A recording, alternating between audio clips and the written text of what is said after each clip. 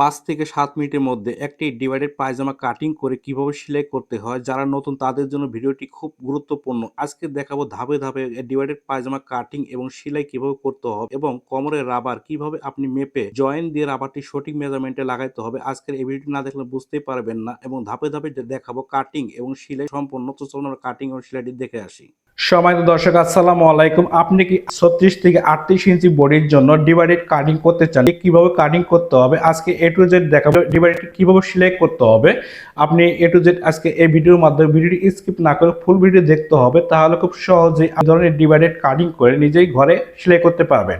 তো চলুন আমরা কিভাবে কাটিংটি করব এবং কত পরিমাণ কাপড়ের জায়গা নিতে হবে। 36 ইঞ্চি লাম্বার জন্য কাপড় নিয়েছি 2 গজ 4 গজ পরিমাণ কাপড় এবং 2 হাতা বহরের কাপড়। তো এই জায়গা থেকে কাপড়টি আমরা সর্বপ্রথম ভাঁজটি খুলে নেব। এরকম করে দুইটি পার্ট এক জায়গায় করে নিতে হবে। কাপড়টাকে ঠিক আমরা এই জায়গা থেকে তো এইরকম করে আপনি 4টি পার্ট এরকম করে এক জায়গায় করে নেবেন।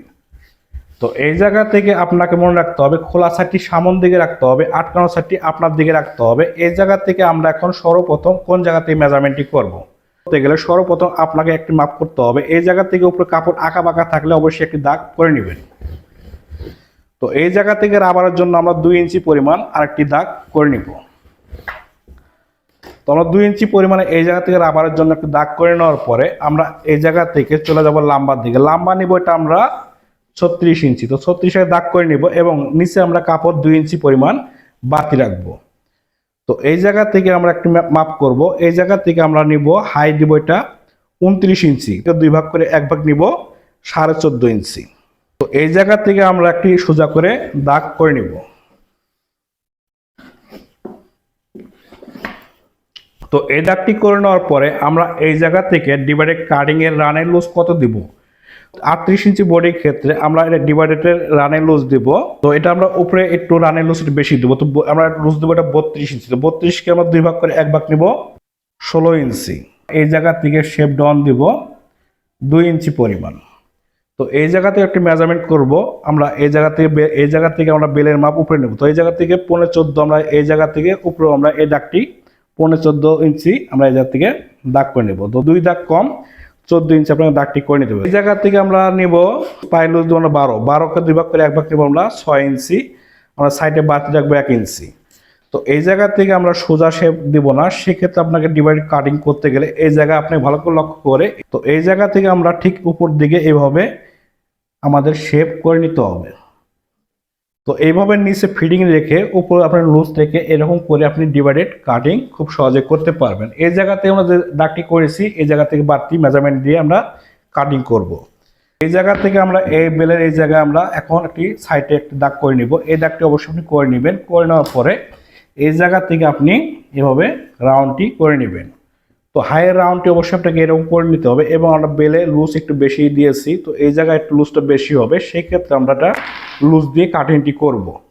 তো আপনি চাইলে আপনি এই জায়গাতে ফিটিং ভাবে কাটিং করতে পারবেন বা আপনার চাহিদা অনুযায়ী আপনি এই জায়গাতে বেলের মাপ আরো কমিয়ে নিয়ে কাটিংটি করতে পারবেন।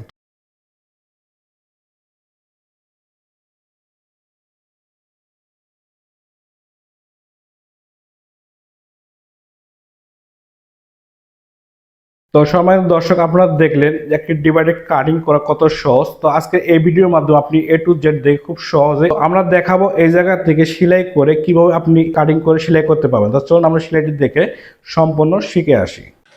তো আমাদের এই জায়গা থেকে ডিভাইডেড সেলাই করার আগে আমরা ডিভাইডেড পার্ট দুটো সুন্দর করে আমাদের এইভাবে নিতে হবে। নেওয়ার পরে আমরা এই জায়গা থেকে এবং নিচে যে আমরা সেলাইটি করবো সেই জায়গা আপনাকে আগে সেলাই করে নিতে হবে। আমরা এই জায়গা থেকে আমরা 1/2 ইঞ্চি পরিমাণ আগে এই জায়গা থেকে ভেঙে নিব। এবার ভেঙে নেওয়ার পর আমরা যেহেতু চিহ্নটি দিয়েছি এই চিহ্ন অনুযায়ী আমাদের এই জায়গায় ভেঙে নিয়ে সেলাইটি করে নিতে হবে।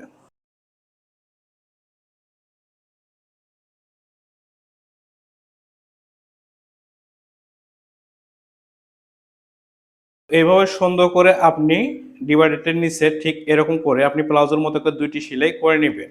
তো একই নিয়মে আমরা এই পার্টের সেলাইটি সুন্দর করে আমি সেলাইটি করে নিব।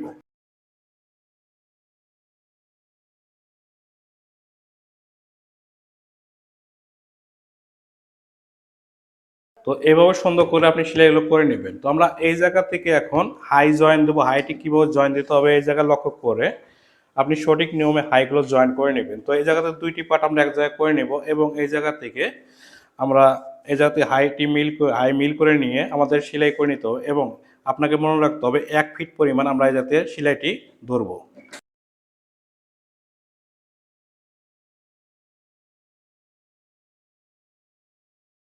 তো আমরা এক সাইড জয়েন করে নিলাম। তো আমরা এই জায়গা থেকে এই সাইডটিও আমাদের একই নিয়মে জয়েন্টটি করে নিতে হবে।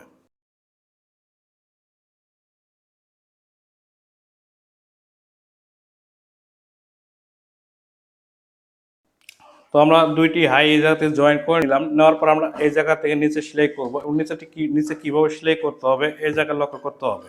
তো নিচে পায়ের মুখের লুজটি আমরা মেপে নেব। তো নিচে পায়ের মুখ দিব, এটা আমরা 12 ইঞ্চি, তো 12কে 2 ভাগ করে 1 ভাগ আমরা 6 ইঞ্চি পরিমাণ এই জায়গা থেকে মেপে নিয়ে সেলাই করে নিতে হবে।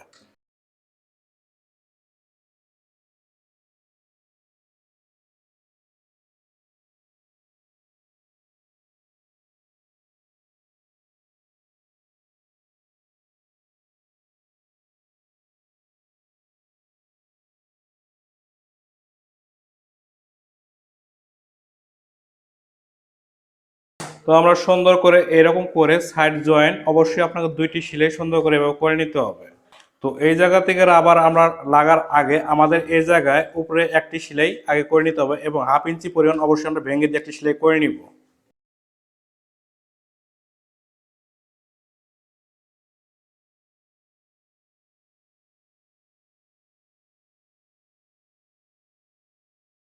তো আপনি এরকম চড়া 6 ইঞ্চি পরিমাণ রাবার কিভাবে আপনি মাপ দিয়ে লাগাবেন, তো এই জায়গায় আপনাকে ভালো করে লক্ষ্য করে সঠিক নিয়মে চড়া রাবার কিভাবে আপনি লাগাবেন। তো এইভাবে রাবারটি অবশ্যই আপনাকে ডাবল করে ভাঁজ করে নিতে হবে। ভাঁজ করে নেওয়ার পর আমরা এই জায়গা থেকে এভাবে টেনে টেনে টেনে মেকআপ দিয়ে আমাদের মাপটি করে নিতে হবে। তো এইভাবে অবশ্যই আপনি টেনে টেনে রাবারটি এভাবে মেকআপ দিয়ে কাটিং করে নিতে হবে। তো রাবারটি আমরা এরকম করে এক জায়গায় করে নিয়ে আমাদের এই জায়গায় জয়েন করে নিতে হবে। তো এইভাবে সুন্দর করে জয়েন করে নিয়ে আমরা এই জায়গা থেকে রাবারটি কিভাবে লাগাবো, এই জায়গায় রাবারটি লাগাইতে গেলে অবশ্যই রাবারটি আপনাকে এই জায়গায় নিতে হবে। নেওয়ার পরে আমরা এই জায়গা থেকে রাবারের উপরে কাপড়টি ভেঙে দেবো। অবশ্যই আপনাকে মনে রাখতে হবে রাবারের উপরে যেন সেলাই না পড়ে এবং আপনাকে রাবারের সাইড দিয়ে কাপড়ের আপনাকে অবশ্যই সেলাইটি সুন্দর করে নিতে হবে। এই জায়গাতে আমরা এভাবে রাবারটি লাগিয়ে নিব।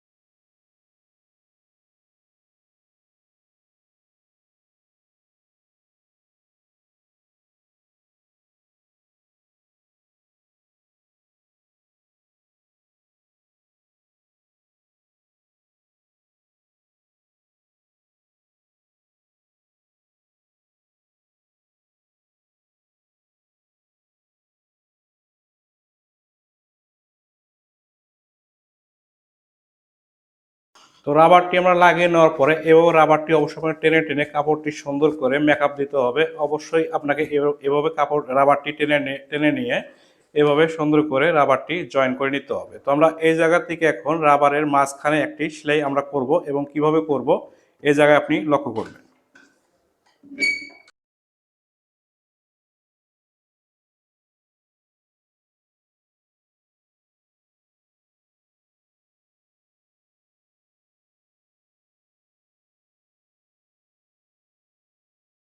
তো এইভাবে আপনি সঠিক নিয়মে চড়া এলাস্টিক এভাবে লাগিয়ে নিয়ে আপনি সুন্দর করে আপনার পছন্দের প্লাজো বা সালোয়ার বা আপনি ডিভাইডের যে কোনো কোমরে আপনি এভাবে লাগিয়ে নিতে পারবেন।